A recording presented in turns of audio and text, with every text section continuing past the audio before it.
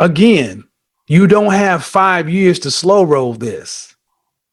True. Okay, so how is me as an outsider can tell you this about your own situation and you don't have that sense of urgency yourself? I do.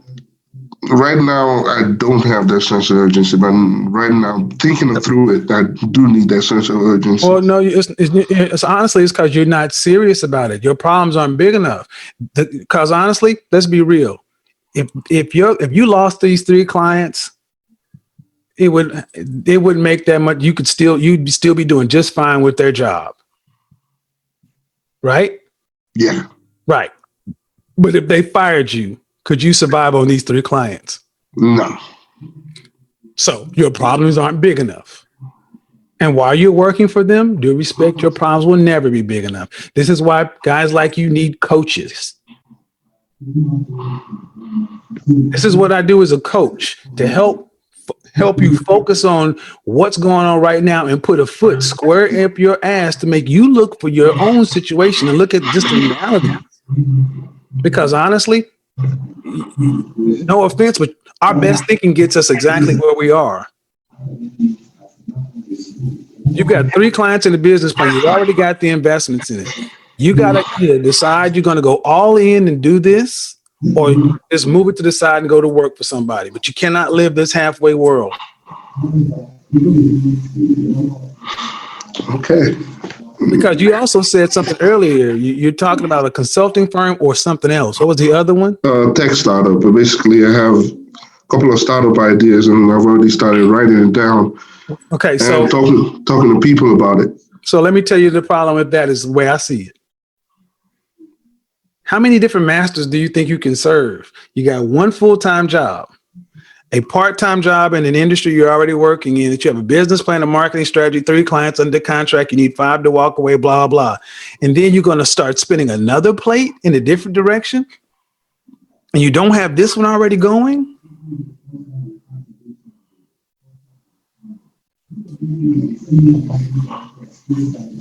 How are you going to do all that?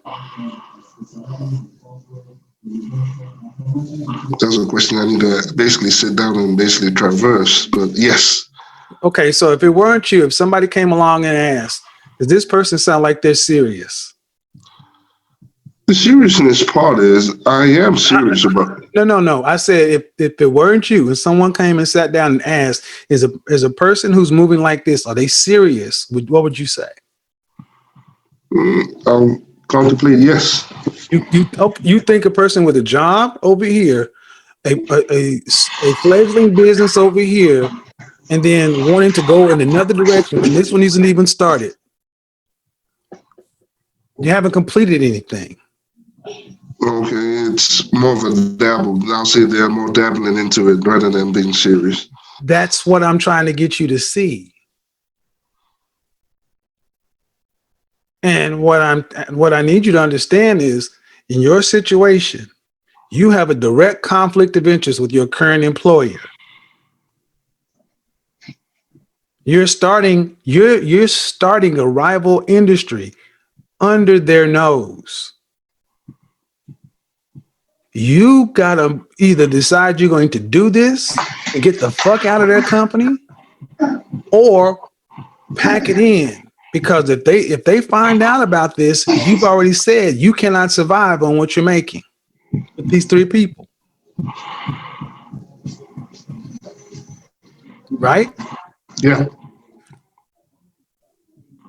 So that seems pretty clear to me. Pretty clear to me that you're going to have to make a decision and just go with it. And the decision can't be go start something else. Focus. Are you in a house or apartment or something? Because you got a lot of. Yeah, I'm in a house. Basically, it's quite. Okay. It's echoey. It has an echo in it. Yes. Okay. So, are you working with a coach right now? Yes, I'm working with a consultant on the business. Yes. The person who wrote your business plan? No, this is another person who's been doing consulting in similar industry. Okay, and he's your coach? Mentor and coach, yes. No. Mentor means an informal relationship. A coach means somebody that you have a structure with. Okay, I have a structure with. Are you paying him? Yes. How long have you been with your coach? 3 years. Okay, I got to ask the questions. Sure. Has your coach ever? You've been with a coach for 2 or 3 years? 3 years, yes. And you pay him monthly? No, I pay him basically quarterly. You pay him quarterly. And Yeah. your coach hasn't asked you any of these questions? He's asked me. He's basically told me that I need to basically pick one. I'm basically spreading my cards out too vaguely. I'm just So why? So I got to ask you. You're paying a coach. He's giving you similar advice that I've given you. I just wanted more consideration, more thoughts into it, not just more one. Let's back up. You have a coach, somebody that you've been working with for 2 to 3 years. Yeah. And he's told you what you needed to do. And it's in line with what somebody who does not know you, who's a coach, told you as well. Yeah. And my question is, why do you have a coach if you're not going to follow and do what he says? I am in the process of following and doing what he says. No, sir, you can't be, because if he told you that you need to stop spending all these, see, what I'm getting is you want to be in charge. Yep. But you're not good enough to be in charge of all of this. No one is. You got people, you got a business plan and a marketing plan. Are you on task with the business plan and marketing plan as it's written? Yeah. In the process of marketing, he basically. Are you on task? Have you met the metrics? Yes. Are you on task with your coach? Your coach has given you metrics, things to do. Yes. Okay, then if I asked your coach right now, why is he still working with you if he's giving you, how long ago did he tell you need to focus and pick one and move in a direction? A year ago. Okay, I'm sorry, I'd have fired you as a client. He's taking your money and you're still doing what the fuck you want to do. To the point where you call into somebody who you ain't paying. And I'm telling you the same thing. The problem is you.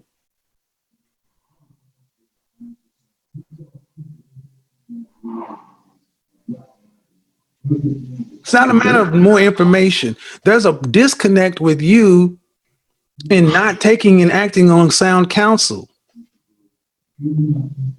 You're paying for this information and you still aren't acting on it. But you're not getting outcomes that show that you should be doing something, that you're not producing an outcome that says you should be in charge. This is why most small businesses fail, because the business IQ of the owner. And you're ahead of the game. Oh, bro, you got a lot of noise. Let me mute you. Hold on. This is why a lot of small businesses fail, guys. We got a guy who has been in the industry 15 years, so he knows what he's doing. He sees other people. He's seen a business that's been along. I mean, all the markers are there. But it's an ability to make a decision, be structured, consistent, and disciplined, and chart a course and follow it. And not decide to, I want to chase this rabbit. I want to chase this rabbit. Someone says that you're paying, says this is what you need to do. You need to shoot your free throws this way. Or you need to throw your football this way. And you still trying to sidearm it. Your way doesn't work. Okay, I gotta keep you on mute because you got too much noise going on, and you kind of heavy breathing on the microphone, sound like Darth Vader. Yeah, you need to back up off the mic, man. Okay, I'm sorry, I have a cold. So okay, no problem. I just have a cold. But I mean, what I would tell you, man, honestly, is you're ahead of the game in some ways. But you have a business plan and marketing strategy, but you don't have the confidence in yourself. Yeah, that's the problem. He Well, even then, are said you it. dealing with a? Are you dealing with a psycho? Are you dealing with a psychiatrist? No, I'm not dealing with the psychiatrist Because a part coach of can't. it. A coach is not supposed to give you confidence. That's the problem of Okay. it's basically trying to see if I'm just basically scared of basically saying if I'm good enough to basically go into Well, it. how old are you? I'm 35. Okay, I gotta ask you a real hardcore question. Yeah. If you have this low level of confidence, why should you be in? Do you want to have employees and lead other Yeah. people? Well, yeah. Brother, When I'm hold saying, on, hold on. Listen what I'm about to say. okay, People don't follow timid men. it's not the timidity I'm talking about. Timidity. Okay, pick the word that's you're not confident in yourself to go ahead It's and not. It's okay. I basically need you to listen. okay. This is Go not an ahead. insult. This is not an insult. You have had good counsel. The path has been charted with as much certainty as possible. It's up to you to either go or no go, and you're not going. And there is a lack of confidence here, and it's not in the information, it's in you. And people don't follow men who are not confident. I'm gonna just tell you, everybody's not supposed to be in business for themselves. Only 20% of men really should be in business for themselves. The other 80% should be workers or number twos, number threes, number fives. I'm not hearing any levels of assertiveness that means you should be owning anything.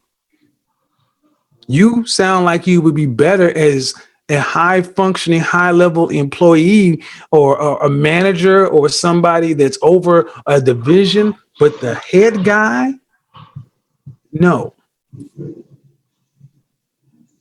That's just an honest assessment from everything you laid out here. And there is no amount of business plans or coaching or anything else that's going to give you the intestinal fortitude to be that dude.